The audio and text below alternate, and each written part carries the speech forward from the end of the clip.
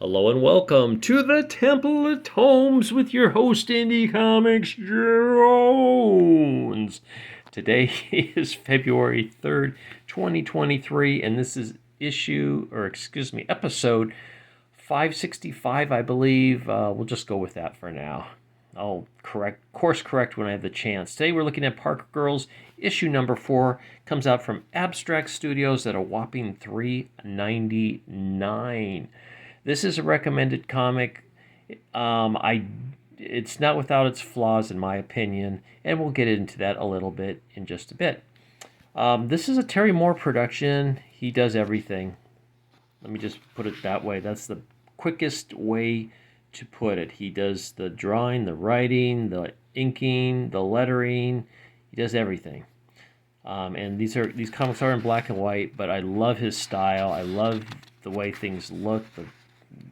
He just draws, in my opinion, very, very well. We got an ad here. Since this is Abstract Studios, is Terry Moore's own publishing company. Serial, the omnibus, which is probably, I think it's 10 issues total for this.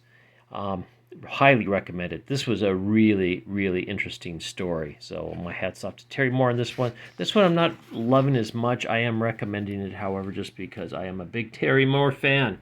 But there is some issues with it. In this issue, I found it to be a little bit slow.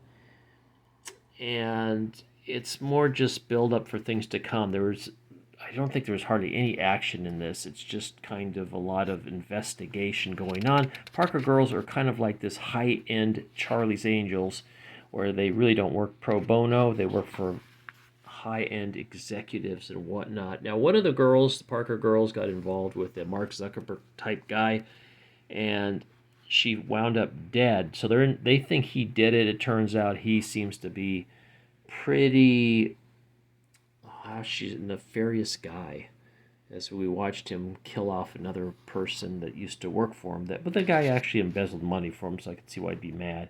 $10 million to be exact.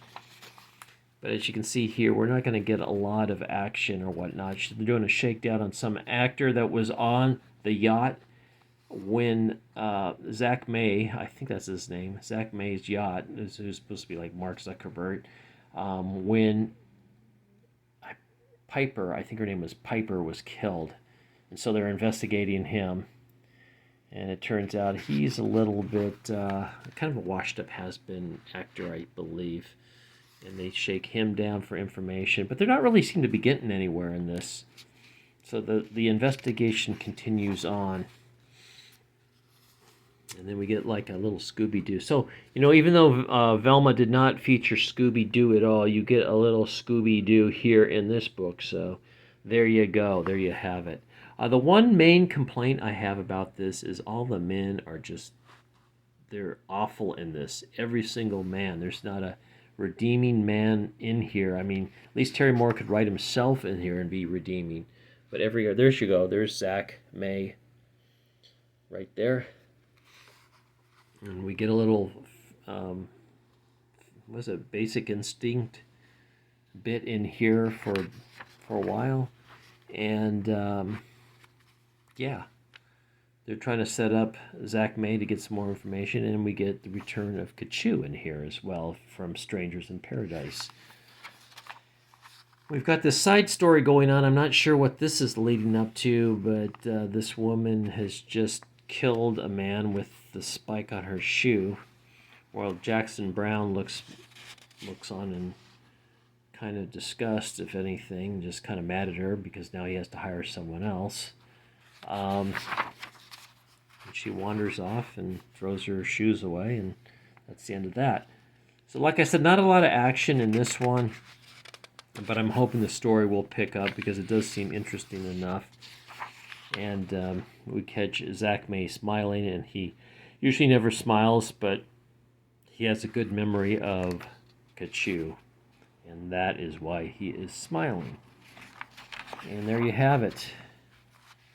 I don't know if this is, I think that was issue 1 actually, this cover here. Here's issue number 5, what we're going to see. This is a recommend.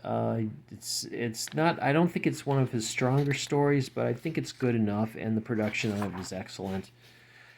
All right, 5 years. I didn't read this. I think I have maybe a couple issues of it, but I didn't complete it.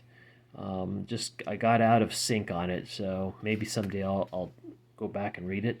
Rachel Rising, highly recommend this one. This is a horror done by Terry Moore. All the ads in here are for Terry Moore's books.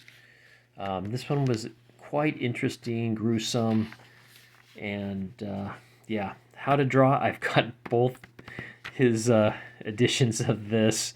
I think a hardback. One's a hardback even. Um, I just like Terry Moore's stuff. So there you go. Motor Girl. This one is kind of a fun story. It wasn't one of my favorites by him, but definitely fun. And of course his big one, the one that got him famous or well known, Strangers in Paradise, is now a 2-box set, and that thing went on for years.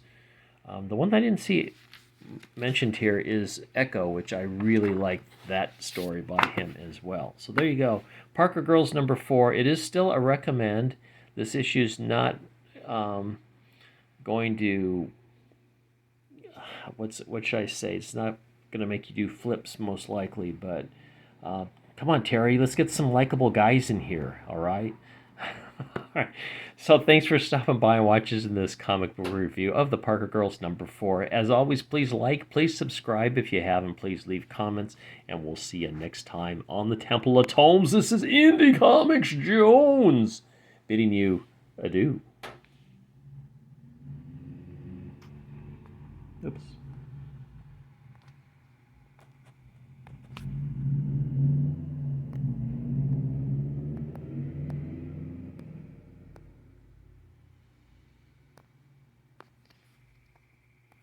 Shut off.